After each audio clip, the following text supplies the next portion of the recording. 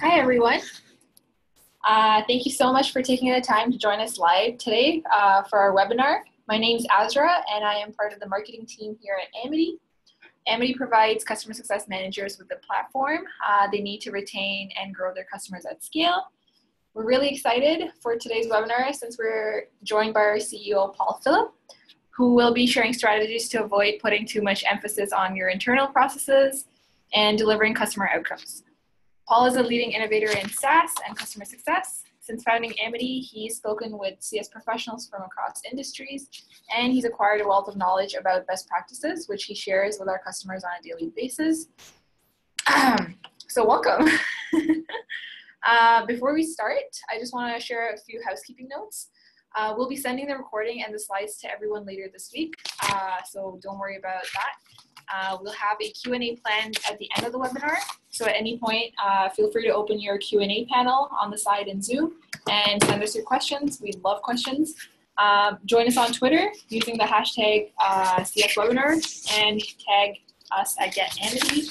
At any point, you can share any screenshots or useful insights from the webinar that you feel other folks might find useful. For anyone joining us for the first time this week, Amity provides a customer success management software that allows health scoring, tracking engagements, automating emails, analytics, and more. If you want to learn more, you can request a demo online with us. You should be able to find the direct link in the chat, or let me know and I'll arrange that for you. Let's get started. Great, thanks Azra. Appreciate the setup, and thanks everybody for not being at the cottage or on Martha's Vineyard or surfing or being up in Muskoka or doing whatever you do in the summer and spending some time with us today. We really appreciate that you take the time to speak with us. So today I'm going to be giving a sneak preview of the results of a project that we've been working on most of this year, and that we're going to be rolling out in full in the early fall, just after Labor Day. And we don't talk too much about what we're going to talk about today in public yet. So we're very excited and a little bit nervous to roll out some of our new thinking and get your feedback on that. This is what we're talking about today is based on a project that we undertook starting in January to really understand how well our customers, our prospects, SaaS companies in general are doing with customer success. And so this is definitely a lessons learned.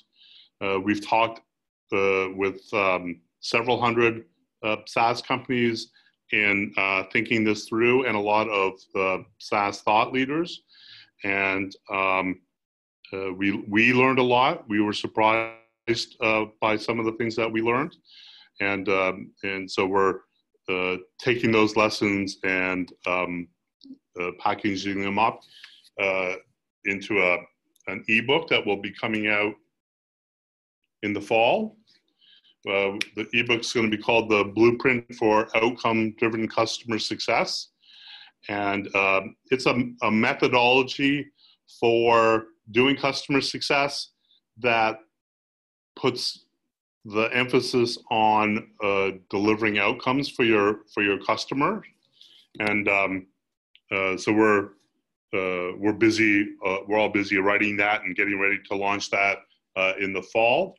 And this is some of the work that goes into the first chapter of that ebook today. Okay, so we've been working with SaaS customer success teams and non-SaaS customer success teams now for 6 years. We've implemented several hundred Amity solutions. We've talked to well over 1,000 different SaaS companies for a very, very long time. And to be frank, we've had some very, very successful customers, and we've had some very unsuccessful customers. And we've had some customers who are just right in the middle, so-so success, but nothing to write home about. And we wanted to understand why that was, and what we could do to help our customers more, and to really understand what was going on. And so we've seen our customers be successful. We've seen over the years a lot of team churn, and team churn is the phrase that we use to describe a SaaS company builds a customer success organization, gives it an improvement goal. We want to get our results up to this level, and then 18 months later, the company is disappointed, and out goes the parts of the current team, and in comes a new team, and that old team goes to another SaaS company that's undergoing team churn, and it's like a merry-go-round. And we've seen this a lot, and we've seen this with smart, hardworking teams. And so what we're learning is that the industry, the practice in general, is moving past the, hey, this is why customer success matters. This is why customer success is important. The vision pitch, if you like, to the nitty gritty. Okay, everybody understands customer success is important. Unlike 3 or 4 years ago, everybody's investing in customer success today. And so the topic has changed from, hey, we should do customer success, to how should we do customer success? And definitely, we learned that pattern. So one of the things we learned, and this is an insider secret, don't tell anyone else in Amity that I'm saying this, and this is something that maybe not all of our competitors might say, but implementing a customer success platform alone does not improve the performance of your customer success program. Okay, I managed to get that out without choking. But this is true. Customer success platform or any set of tools alone isn't going to get the job done. It may save you some time. It will definitely improve your productivity. It's going to be a lot better than working in 20 different Google Sheets or Excel sheets, but it's still not going to get your overall team performance to the point where everybody wants it. And but what we did discover in looking at the customers who were very successful is that their customer success methodology was really focused on implementing their value proposition, that they had found a way to connect all of their internal processes to their customers' value proposition, and had found a way to implement that. And so that was the key insight that we took away, is that the more you're able to focus on implementing the value proposition that your customers are buying from you, the better your results. I know that's a little motherhood, but it really showed in the research that we did. And so we went to work at that, and we started to, a few months ago, we started to develop and test a methodology for implementing what we call outcome-driven customer success, which is designed to simplify the process of making your customer success program, if you like, really focused on your customer's value proposition. And in doing that, we learned three big lessons. So the first big lesson is implementing a customer success program is tough. When we sat down and listed out all of the challenges that our customers were facing, and by transition that we were facing with our customers, the complexity of it was really surprising to us. Just the overall complexity that everybody is dealing with, really caught us by surprise.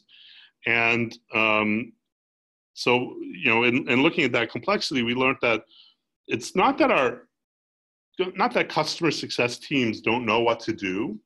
It's not that they don't have the right plan or the right strategy. It's not that they don't have the right intention or skills. It's just that they're facing a ton of headwinds. And it's those headwinds that are providing the challenge that everybody is facing. So we identified 6 categories of headwinds that our customers face. And except for number 1, all 6 probably aren't true for everybody on this call, but I bet you 3 or 4 of these are really, really headwinds in your customer success program. So everybody has data complexity. Your customer data is distributed all over the place. Some of it's in your CRM, some of it's in your ticketing system, some of it's in the back end of your product, some of it's in your email, some of it's in a PowerPoint deck, some of it's in a database you can't get access to. I think this is the single biggest headwind that customer success teams are facing, is just dealing with the complexity of getting that distributed data and making it all fit together. So definitely that's the biggest headwind. Another big headwind that doesn't get talked a lot about is product complexity. And I in the restaurant business, in the entertainment business, there's the concept of the front of the house and the back of the house. So the front of the house is where, a nice restaurant, you go in and you eat, and there's white tablecloths and candle lights and nice lighting, everything's painted well.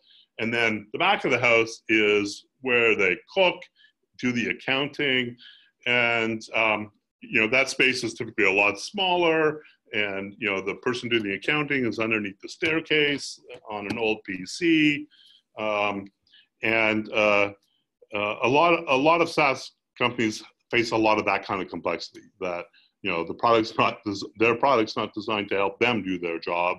It's designed for their customers to do their job. The third complexity is your customer complexity. So some of your customers are a mess. Let's just be straightforward about that. And they're political, they're unsure, their goals aren't clear, they're not communicating or collaborating with each other. But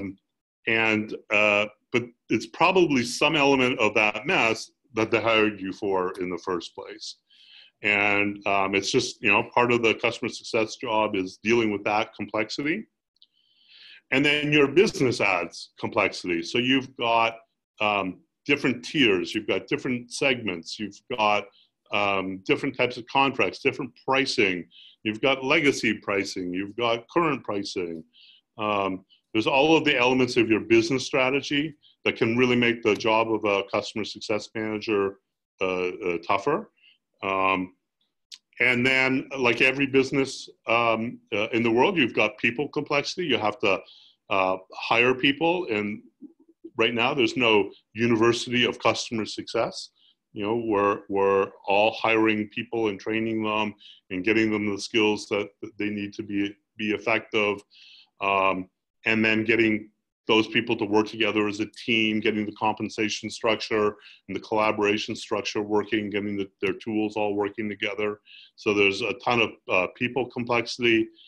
And then a lot of companies are facing process complexity. It's internal processes.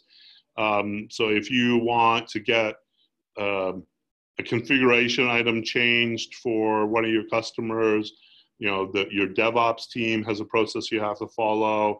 And if you want to get a change made to a billing, an element of the billing relationship with your customer, accounting has a business process to follow, and the CEO and CFO want reports on the third Sunday of every second month. So there's a whole process of, you know, keeping the management team informed. There's just a ton of process complexity that everybody is facing. And so pick your favorites. I guarantee you number one is a favorite for everybody. You can have 2, 3, 4, even 5 of the rest. And what we learned is that the more unmanaged complexity that a customer success team or organization faces, they just naturally become more internally focused because they have all that complexity to deal with. They just spend more time, more thought on managing that complexity, which just pulls them in internally, and they just have less capability, less bandwidth, less time to be focused on your value proposition. And this is the biggest challenge I think facing the industry today. Is everybody understands the motherhood that, you know, being focused on the value proposition, being focused on customer outcomes is a positive. It's a great thing. We should all be doing that. But everyone's facing, you know, all of this complexity, that's making them focus internally to deal with that complexity. And the first chapter of our ebook is called Customer Success Myopia, and it's all about that natural drift to an internal focus that happens. And so that's the first lesson learned. The second lesson learned, I've been talking a lot about, is that the performance of your customer success program is limited by your ability to predictably deliver the outcomes promised to your customers. And you know, your churn rate, your retention rate, your upsell rate, your MRR per CSM, whatever your key metrics in customer success are, there's a limit that you're going to hit by, you know, determined by your ability to deliver the outcomes customers are promised. Because it's, you know, it really is this simple and really is this hard. If customers are getting the outcomes that they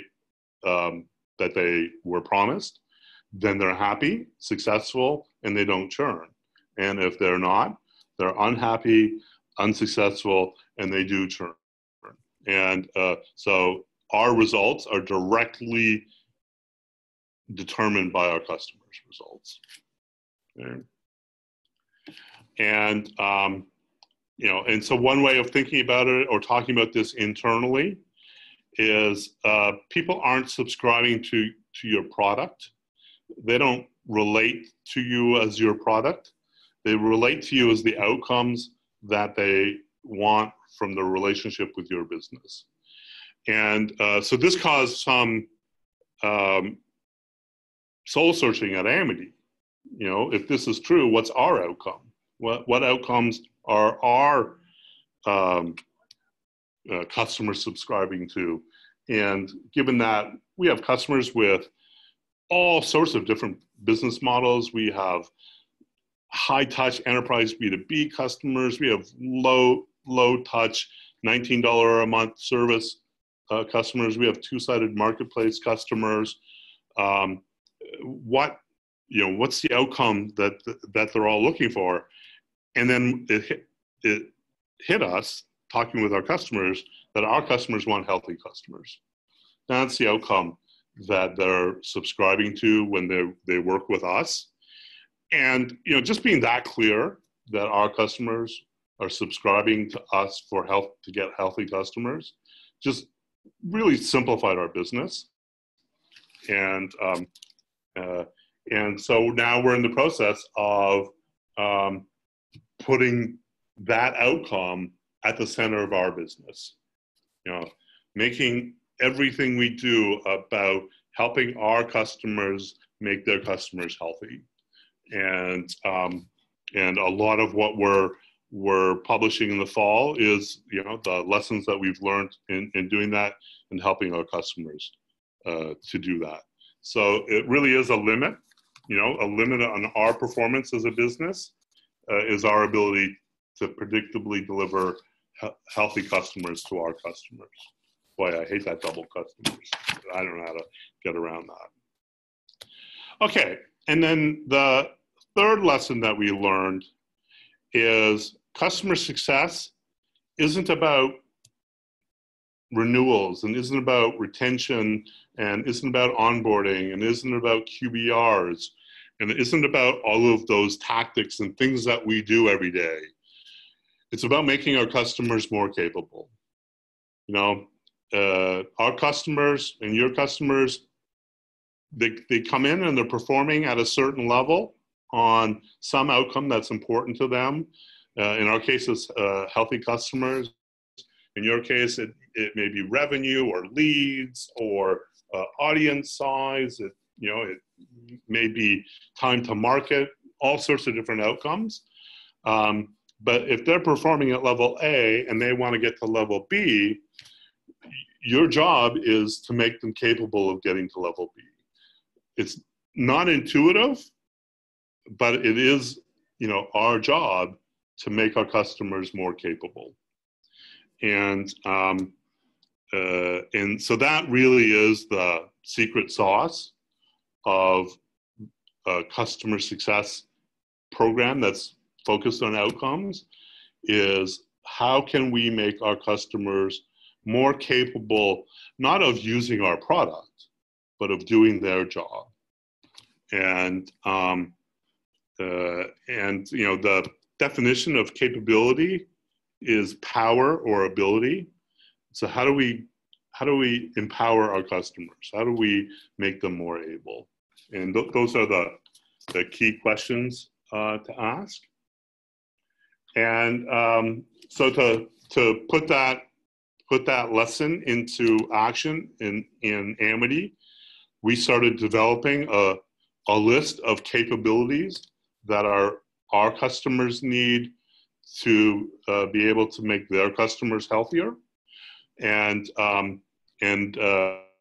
we started to find that there's an order to things. So we have a list of about 100 capabilities now that we've discovered. And you can think of these as the core capabilities. And on the left-hand side, just to highlight this, you'll notice that at each level, at each step, we've defined an outcome for that step. And so, the step number 3 there, personal workflow, the outcome of the personal workflow is to minimize time spent on emergencies for customer-facing practitioners.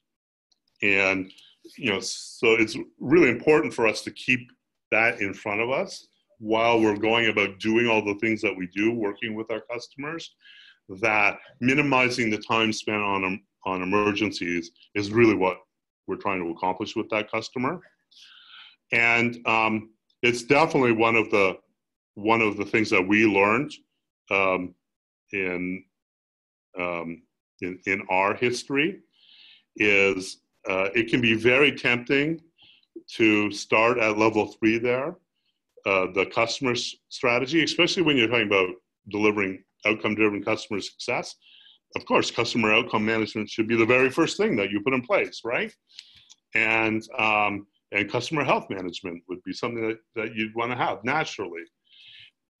it turns out that that doesn't work if your customer success practitioner's hair's on fire all the time. So I can sit in front of our customer success team all day long and preach from the Bible of let's focus on our customer's outcome. Let's focus on making our, and let's come up with a program to make them more capable. And let's make that measurable. And let's put that into our demo. Let's put that into our training material. I can, you know, I can really do that. You know, I can really rock that. But the customer success practitioners are going, yeah, but my inbox is killing me. I never know when I have a surprise in my inbox.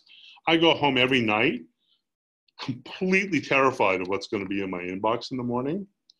So yeah, boss, great idea. Great presentation, love the whiteboard diagram, but I'm going to go try to put my hair out because I'm on fire right now. And that's really, you know, that's a real story. The number one thing that our customer success people at Amity use Amity for is to get to inbox zero every day. And, you know, everything is much calmer when they're at inbox zero. And same with firefighting. You know, we used to talk about eliminating firefighting. What we discovered is what you have to do is actually get good at firefighting. Fires aren't going away. And so the secret isn't to avoid all fires. The secret is to get good at firefighting so that it doesn't consume all of your time. And so, you know, this is how we thought about the problem, and we're testing this with our customers right now. I'm sure if we talk in 6 months from now, this will have evolved. And the details will be a lot different. We already know that different business models will have different core capabilities, but we understand our jobs now, both in customer success and in product and in sales and in marketing, is to help our customers get more capable in these key areas. And you know, so you know, this was a good process for us. We recommend it. Okay, I just saw the time, so I got to speed up. I could talk about this all day. And we also discovered that there's a path to getting to outcome-driven customer success, and you know, and it really is. You have to get from phase 1, which is reactive, to phase 2, which is more repeatable. Phase 3, which is more proactive, and then to strategic. Strategic is when your CFO loves you because you're contributing to the bottom line in a positive way. And there really is an orderly process to go through that, and we'll be talking about that in the ebook in more detail. And a lot of what we're talking about today has been inspired by a 1960, very famous 1960 HBR article by Theodore Levitt. The famous quote from that article is, "People don't want a quarter-inch drill; they want a quarter-inch hole." And you know that, and he's saying, you know, focus on the outcome, not on the product. Focus on the outcome. And so what we learned is businesses don't want a customer health score. They want a healthy customer.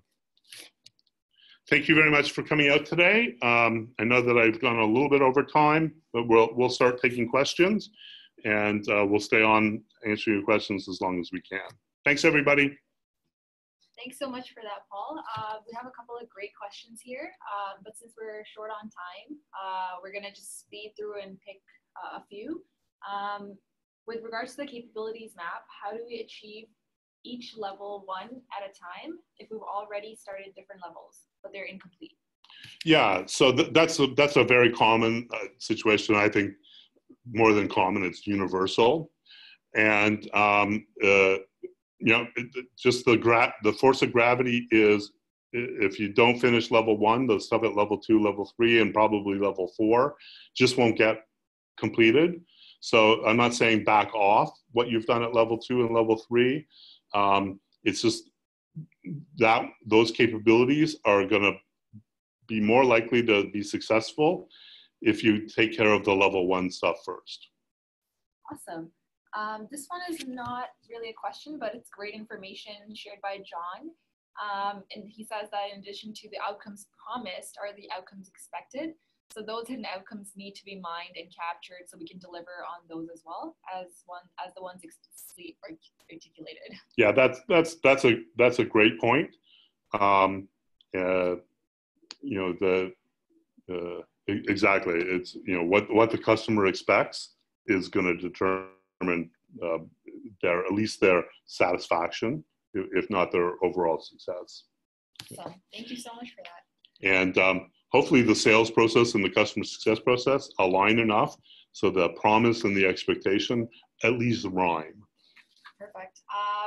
Amanda is asking a super cool question here. She says, is there a mailing list we can get on to alert you folks when the ebook will become available?